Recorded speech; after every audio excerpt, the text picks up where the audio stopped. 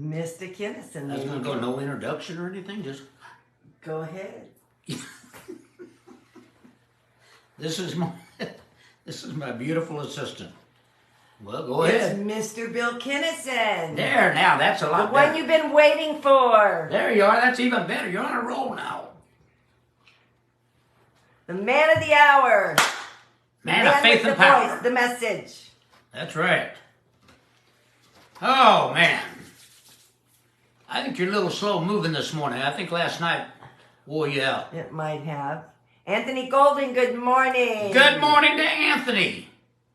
He's moving up that friendship ladder of mine. Yes, I and like Jerry Anthony. Nicholson, good morning. And Jerry sent me a message this morning, and John Snyder that used to be on, Yes. Can't think of the name of the show now, but his wife, I think, died in February, if I understood Jerry right, and he's having a very, very, very difficult time. I bet he is. So we want to remember John in prayer and his family, and sometimes it's tough. That's when it comes to knowing the God in you. What do we got, Sherry?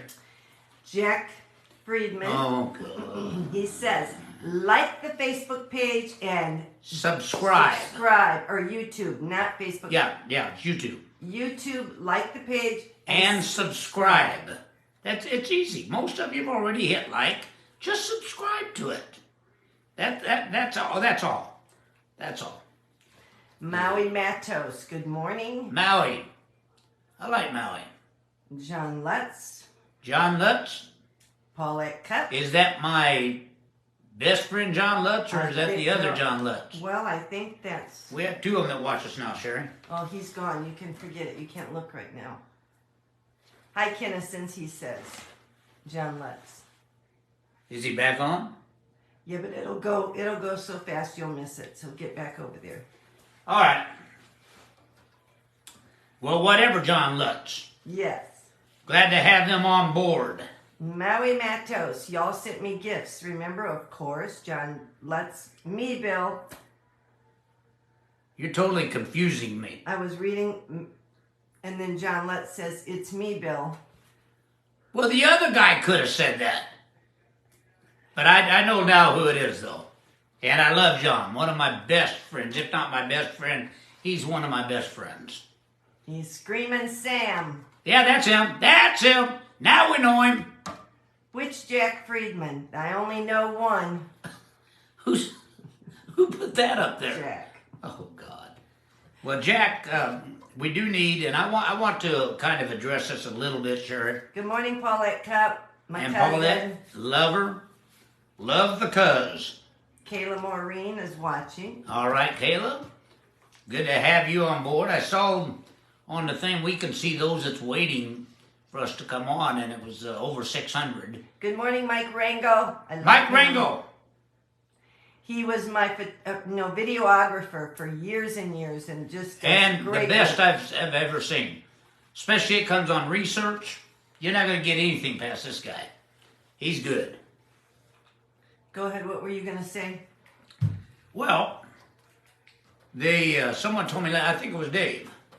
You know, Dave and Lisa went with us to see the Beatles. 1964 tribute. Yeah, the 1964 tribute. Originally from the band Fab. Yeah, that's how we met Jimmy. Well, we basically gave them their start.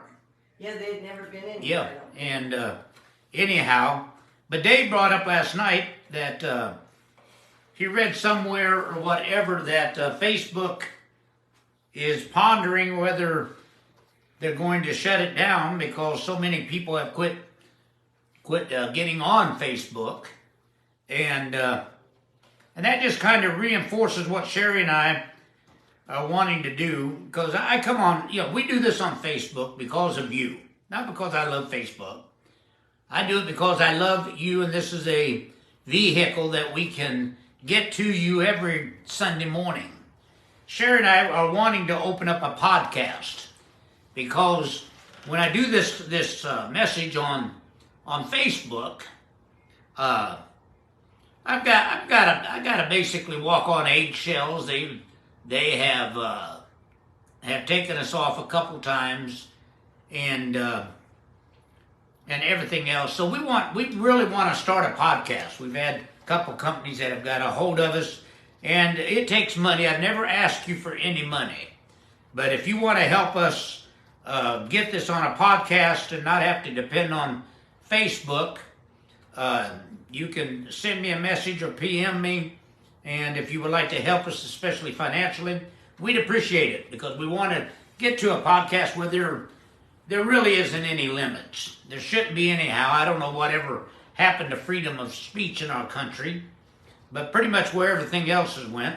Anyway, I'm going to get to something that I don't ordinarily ever do this. We put out a little lesson on Wednesday. Sometimes it's Thursday, but most time it's on Wednesday. And it's really kind of a teaser to get people to watch us. And so what we are striving to do is to reach more of you. I love doing this. We do this for nothing. And I'm not telling you that to make you feel bad. That's our choice. But anyhow, this past week, we put out our little lesson, and it had such a response and such the things that people added that I don't ordinarily redo anything that I do in that lesson. This is so important. I want to touch on it here in a little bit. I want to first start with change. We all have to change. Change. To move with God, you must change. We have to go through change. Look at our life. What if we never changed? What if we never got out of a baby mode? What if we never got out of a toddler mode? What if we never got out of a child mode? And then you're expected to go on in life and be able to take care of your family and everything else, but you don't want to get out of kindergarten. I'll never forget my youngest brother, Kevin. We were all in school, all four of us, and we came home. My dad it was at the end of the year, and he wanted to see my mother and father wanted to see our report cards, and then down at the bottom they will go, he has graduated to the 5th grade, or the 6th grade, or the 1st grade, whatever it is. And so I noticed that our youngest brother was standing there. We were all four standing there waiting for our parents to tell us it's a good job and we're going to move on up to the next grade. But Kevin's standing there crying. And he's only about five years old maybe. He's standing next to me and I'm looking at him and he's just crying. And finally I said, Kevin, what are you crying about? And so he handed his report card over to our parents. And then he said, the teacher said I had to come back next year. In other words, going into 1st grade. And I remember he made an announcement, threw his hands on his waist like Finnegan does, and said, I'm going to tell you one thing, I'm not going to school my whole life. Well, Kevin, I got good news and bad news. You went to school your entire life. Even when you got out of school, you're in school. We have to get to a point we're willing to change. You see, if we could just accept what the great things that God has put inside of us. You see, I have found that through the years that this is one of the greatest hindrances among so-called church people. They have no room for any change. They have no room for any change. If you have studied church history at all, and I assume that most of you haven't because you hadn't went to Bible college, which has not hurt you, in my opinion. But if you have studied church history, you'll realize that every single time, God did something, he did it in a different way. It required change. Now, when you change, we might as well get this out of here so we can rock and roll. It doesn't bring you honor from religion. When you change it, it brings you persecution. And I can tell you from my own experience in my entire life, there was a preacher way back named Martin Luther. And Martin Luther got the revelation that the just shall live by faith and not by works or rituals. That doesn't seem much when we say it now. Back then, it was a big, big, big thing. It just threw the church world up in a tizzy. But churches have become a ritual. Think about it. There are a lot of honest-hearted people that have been deceived by their previous traditional ideas.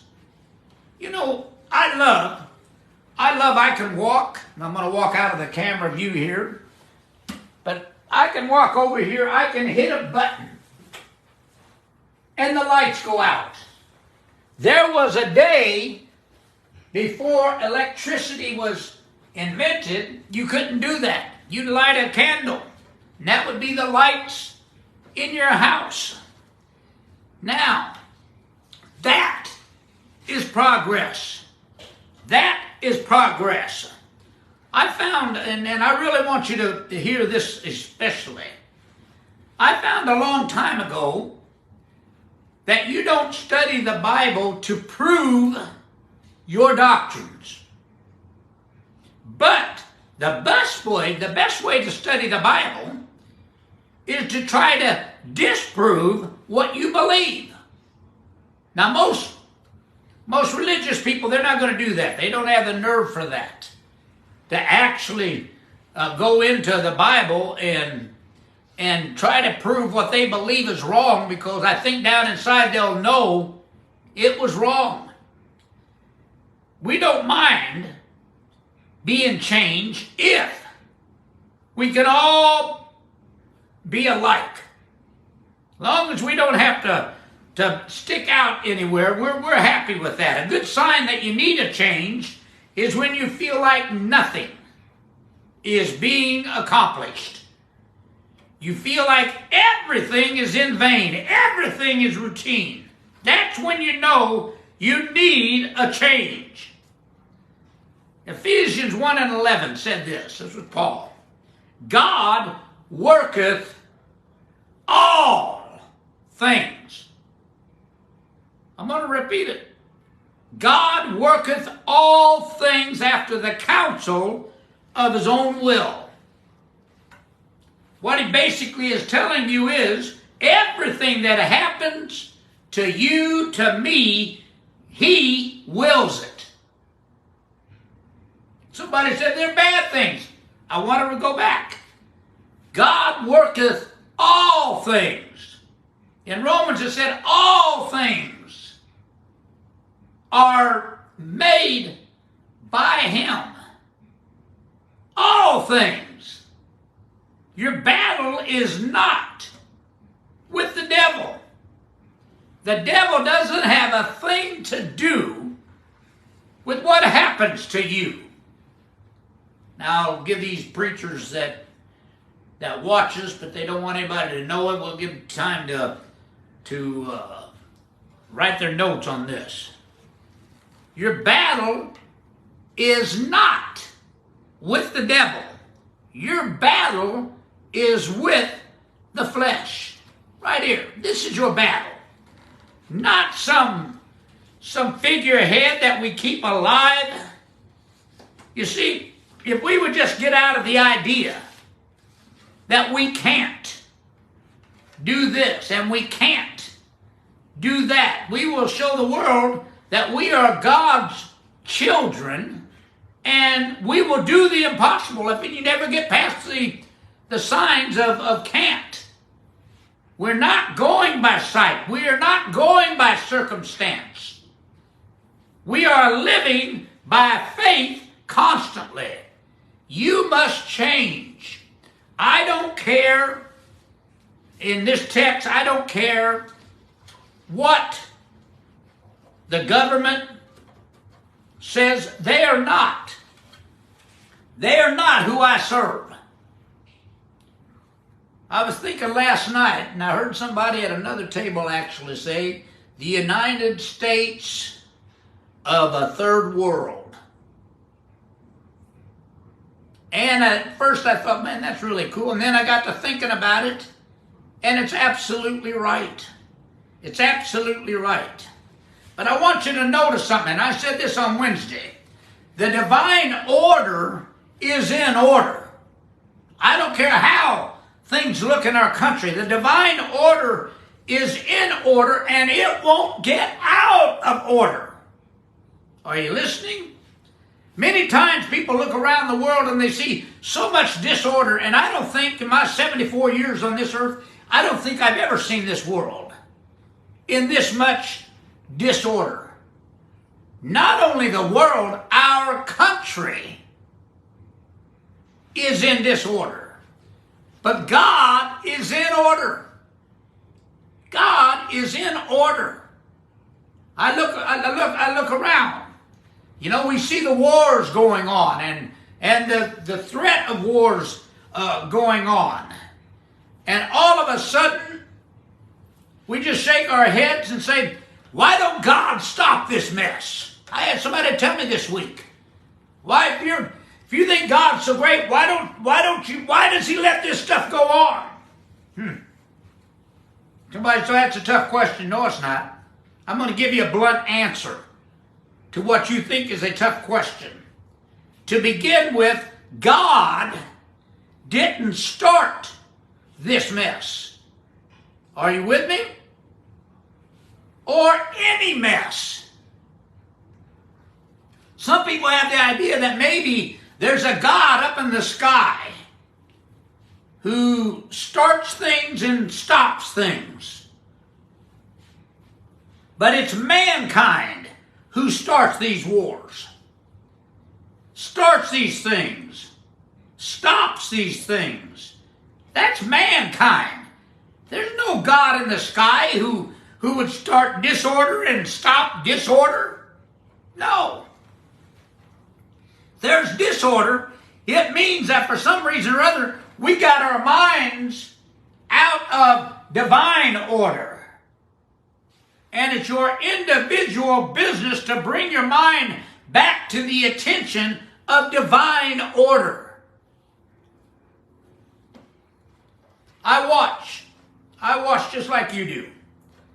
And I want to restate this, and I almost have to say it every time I say it, or say anything like this. I'm not a Democrat. I'm not a Republican. I have conservative values and I have some liberal values. But I am not going to be held to the Democratic Party with what they're doing right now. No, I don't want to be connected to them. And then I look over across the aisle and I see the Republicans and Mitch McConnell and Mitt Romney and I could go on and on of Republicans. I don't want to be with them. So I'm going to stand out here just like I did when I got in the ministry. And when I got in the ministry, the preachers could tell there was something different about me. There was something that was electric about me. So the first thing they tried to do, one of the first was Jimmy Swaggart. Met with me for lunch and tried to talk me into joining up with the Assembly of God. This would go on and on. We were invited to an organization just here, I think, 2 weeks ago on this program. Somebody said, why didn't you jump on board? I'm going to tell you why. Because I'm not going to be in anything that restricts and destroys. When we had an election back in 2020, from this little podium, I remember I got up and I told you folks, I said, you can vote for who you want. That's your individual right. That's your freedom to do and to vote. I guess it's not everybody's freedom, but for most of us, it's our freedom to vote for whoever we want.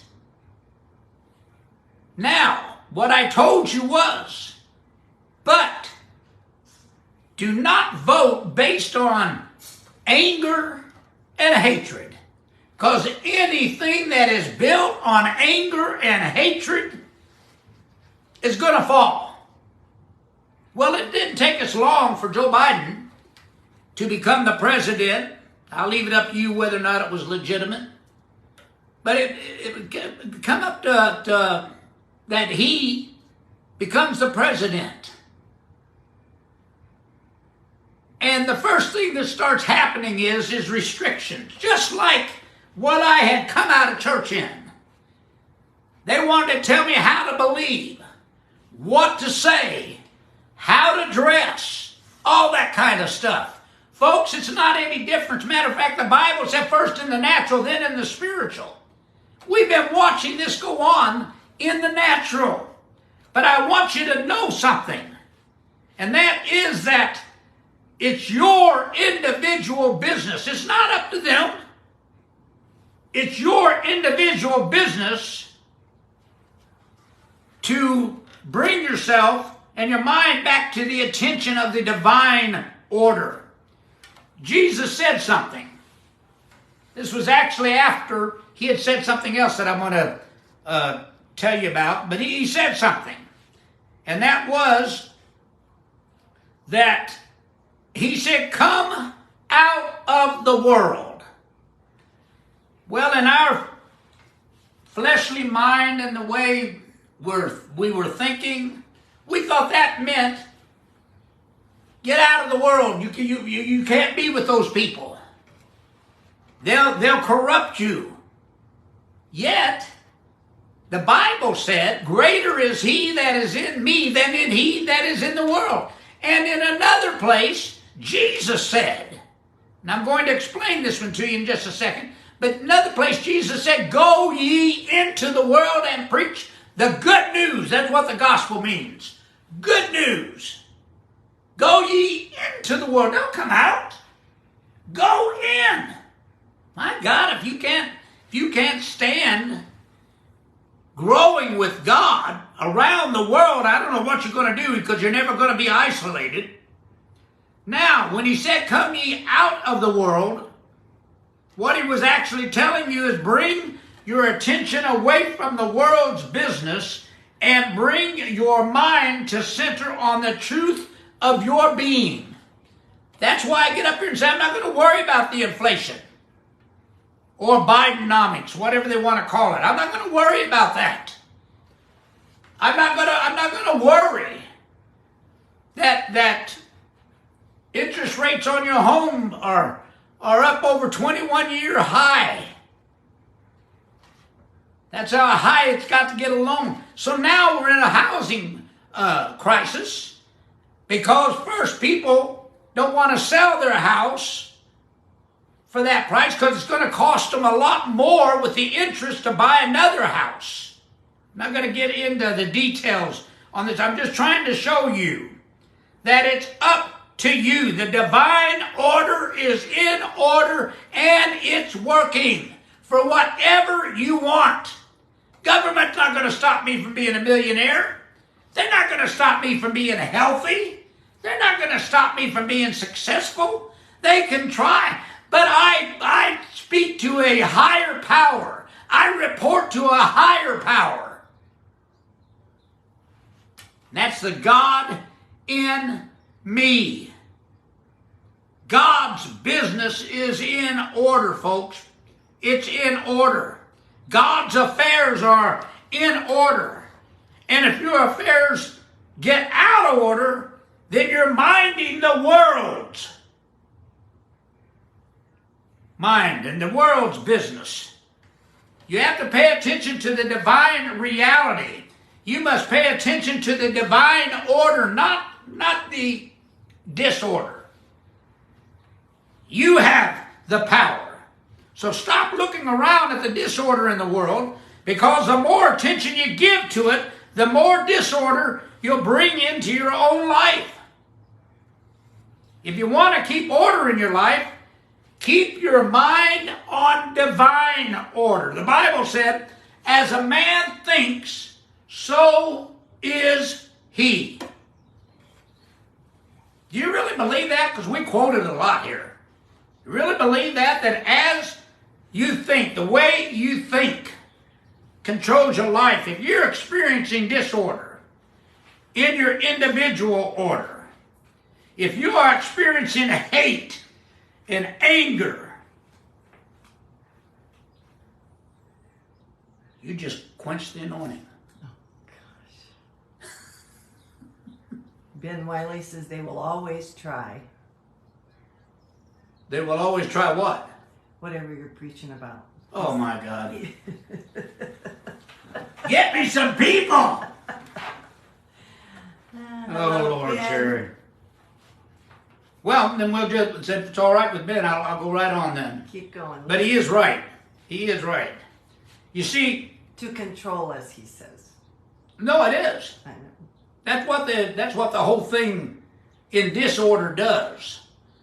And, you know, people talk about that, you know, well, we're not careful, we're going to turn into a third world country. I'm going to tell you right now, we are a third world country. I saw on the news, I think it was 2 weeks ago, Bolivia, they had a coup in their government. So you know what they did? They ousted the president, then arrested him, put him in jail. Boy, does that sound familiar? Ben Wiley says it's chaos. Yes. It is chaos. You know what, Ben, you want to tell Ben, come on here to San Antonio. He's talking truth right now. But he is right. It is chaos, and that's a planned and coordinated chaos. But I got good news for you folks that don't like what's going on. The good news is, I stand on the Word of God, and the Word of God said that whatever you sow, you're going to reap. I'm not standing here boastful and excited. I'm standing here sad because this is the country I love. Behind my family and God, I love this country. And to see what's happening really would depress you if you let it. So I just don't let it.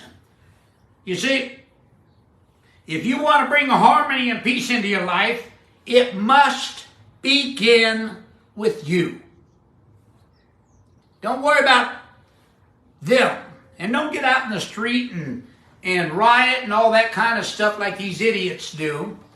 And I'm I'm figuring on my words thoughtfully. But I don't understand it. You go out and destroy people's property. Sharon, you and I watched on the news last week. Smash and grabs. There in California, by where we live, they walked into, what was it, Nordstrom's? Nordstrom's, and cleaned the counters, and so everybody goes, well, you know, if it's under $900, don't worry about it. They don't mess up. It ended up being over $330,000 they walked out of there with in just a few minutes. Folks, I know a way out. I'm not going to tell you there is a way. I know a way out. Believe in you. Believe in you. You're experiencing hate and anger and tension and anxiety. These are manifestations of your mental state, your belief about yourself. What you're seeing happening is what you believe about yourself.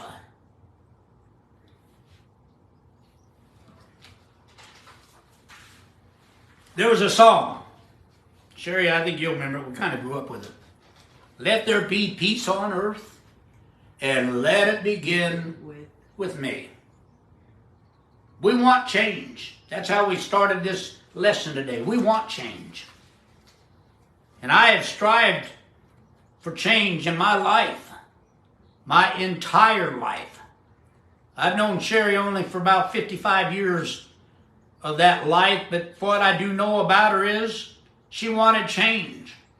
Her father opened the first integrated church in Rockford, Illinois in 1959 because he wanted change. He wanted change, and that's what his ministry was all about, taking the hopeless and teaching them and preaching to them until they became successful, and they did. And they did. Folks, you have the power. The Justice Department can act like they have the power. You have the power.